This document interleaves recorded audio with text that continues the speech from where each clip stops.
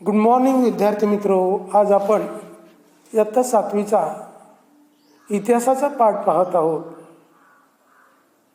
या पाठाचा हा जो पाठ आहे हा प्रामुख्याने आपण याचा भाग पाहिलेला जो स्वराज्याचा कारभार या पाठाचा उर्वरित भाग आज आपण पाहत आहोत. या ठिकाणी यापूर्वी जो पाठ झाला यामध्ये प्रामुख्याने शिवाजी महाराजांनी स्वराज्य स्थापना केली. स्वराज्य स्थापनेनंतर त्यांनी स्वतःच राज्याभिषेक करून घेतला. दक्षिण दिग्विजय केला. स्वराज्य कारभार सुरळीत चालावा म्हणून शिवाजी महाराजांनी अष्टप्रधान मंडळाची नेमणूक केली. तर त्यांचे शेतीविषयीचे धोरण काय होते? शेतीविषयीच्या धोरणामध्ये ज्या पडीक जमिनी होत्या या पडीक जमिनी लागवडीखाली आणणे, जास्तीत जास्त जमीन लागवडीखाली आणणे हा धोरणाचा मुख्य हेतू होता. त्याचबरोबर शिवाजी महाराजांनी जर एखाद्या राज्यामध्ये जर अवर्षण झालं किंवा शत्रू सैन्याने उभ्या पिकांची नासाडी केली तर गावकऱ्यांना शेतसारा व इतर कर यामध्ये सूट देण्याचं त्यांनी ठरवलेलं होतं. आजच्या पाठाला आपण सुरुवातीलाच आज आपण शिवाजी महाराजांची लष्करी व्यवस्था कशा प्रकारची होती याविषयीची माहिती आपण पाहणार आहोत. तर सांगायचं झालं तर लष्करी व्यवस्था या व्यवस्थेचे प्रामुख्याने 2 भाग होते. त्याच्यामध्ये एक पहिला जो भाग होता त्याला पायदळ म्हणायचे आणि दुसरा जो भाग होता त्याला घोडदळ म्हटलं जात असे. पायदळामध्ये हवालदार, जुमलेदार हे अधिकारी असत. त्याचबरोबर पायदळाच्या प्रमुखास सरनौबत असे म्हटलं जायचं. तर अशा प्रकारचं शिवाजी महाराजांची लष्करी व्यवस्था होती. यामध्ये प्रामुख्याने हेर खाते जे होतं, शत्रूपासून स्वराज्याचे रक्षण करणे, शत्रू सैन्यांच्या हालचाली टिपणे, तर या सगळ्या गोष्टीचं महत्त्व अतिशय होतं. म्हणून हे जे खातं होतं हे खातं शिवाजी महाराजांनी बहिर्जी नाईक यांच्याकडे सोपवलेलं होतं. हेर खातं या भागामध्ये किल्ल्यांना पण अधिक महत्त्व होते. किल्ल्यांचे महत्त्व अनन्य साधारण होते. कारण किल्ला ताब्यात असला की आजूबाजूच्या प्रदेशावर लक्ष आणि नियंत्रण ठेवता येत होते. प्रजेचे रक्षण करता येत होते. इतकंच नव्हे तर प्रजेसाठी लागणारा अन्नधान्याचा पुरवठा, युद्ध उपयोगी वस्तू, साहित्य, दारुगोळा यांचा साठा करता येत होता. म्हणून स्वराज्याच्या स्थापनेमध्ये किल्ल्यांचे महत्त्व मोठ्या प्रमाणावरती सांगितलेलं आहे. तर अशा प्रकारे दारुगोळा साठवण करणे, अन्नधान्याचे गोदाम या अनेक कामासाठी या किल्ल्यांचा उपयोग केला जात असे.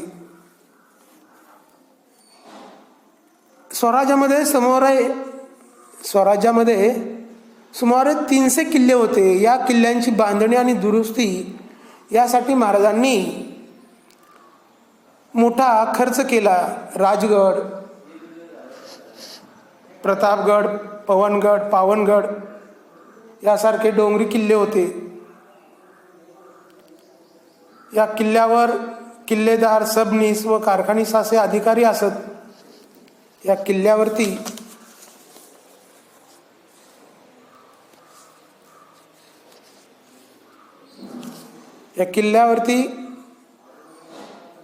किल्लेदार,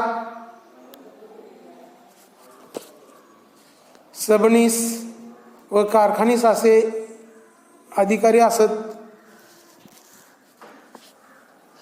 तेथील अन्नधान्यांची कोठे आणि युद्ध साहित्यांची व्यवस्था पाहण्यासाठी कारखानीस हा अधिकारी असे.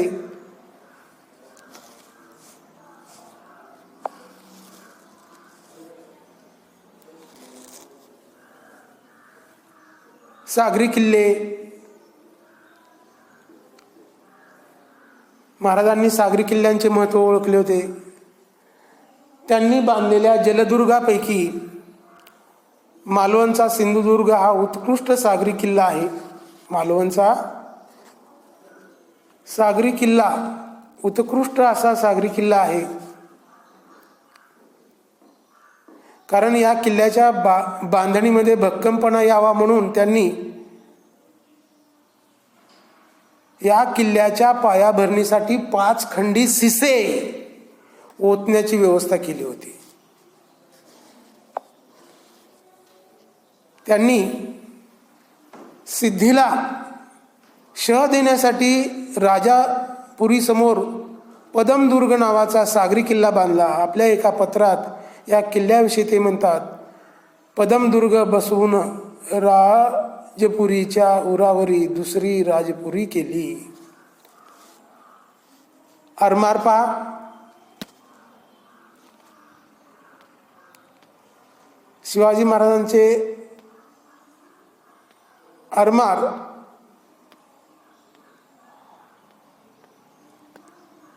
भारताच्या पश्चिम किनारपट्टीवरील गोव्यांचे पोर्तुगीज या ठिकाणी हे जी चित्र आहे पदमदुर्गाचं आहे, किल्ले पदमदुर्ग. तर पश्चिम किनारपट्टीवर गोव्याचे पोर्तुगीज, जंजिऱ्याचे सिद्धी, तसेच सुरत व राजापूर येथील इंग्रज वखरवाले येथे शत्रू स्वराज्य विस्ताराच्या कार्यात अडथळा आणत होते आणि या अडथळ्यास पायाबंद घालणे आणि पश्चिम किनारपट्टीचे रक्षण करणे याची आवश्यकता होती. यासाठी महाराजांनी आरमार उभे केले. ज्याच्याजवळ आरमार त्याचा समुद्र हे त्यांनी ओळखले. महाराज दूरदर्शी होते. महाराजांच्या आरमारामध्ये विविध प्रकारची 400 जहाजे होती. विविध प्रकारचे 400 जहाजे होती. यामधील गुराब, गलबत, पाल ही लढाऊ जहाजे होती. कल्याण, भिवंडीची खाडी, विजयदुर्ग आणि मालवण येथे जहाजे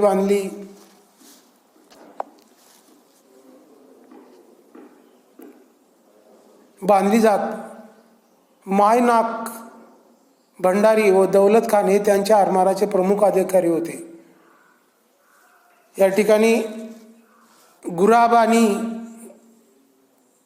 गलबत हे चित्रामध्ये आपल्याला पाहायला मिळतं. तर अशा प्रकारे शिवाजी महाराजांचे आरमार. शिवाजी महाराजांना प्रजेच्या हिताची काळजी खूप असायची.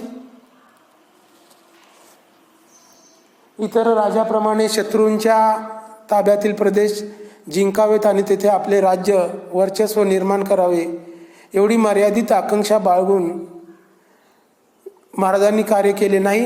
प्रजेला स्वतंत्र बनवणे हा त्यांचा मुख्य उद्देश होता. प्रजेला स्वातंत्र्याचा खराखुरा आनंद मिळाला पाहिजे. मिळवायचा असेल तर राज्यकारभार शिस्तबद्ध असला पाहिजे. सर्वांच्या हितांचं, प्रजेच्या हितांची सर्वांगीण काळजी घेतली गेली पाहिजे आणि जिंकलेल्या प्रदेशांचं रक्षण केलं पाहिजे यांचे भान त्यांना होते. महाराज केवळ सत्ताधीश नव्हते तर प्रजाहित दक्ष राज्यकर्ते होते हे त्यांच्या राज्यकारभारावरून स्पष्ट झालेलं होतं. ठीक आहे.